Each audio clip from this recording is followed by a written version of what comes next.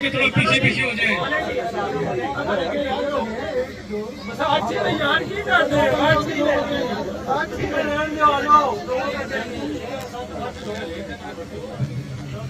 बाबा विनोद साहब और बाबा भट्टी साहब, मुकाबला शुरू होने वाला है।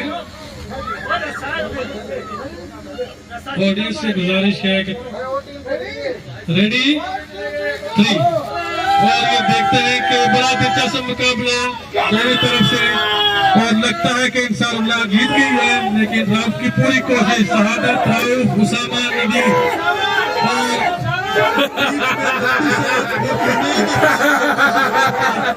और जिता दिया। इंशाअल्लाह ये मैच जीत चुकी है।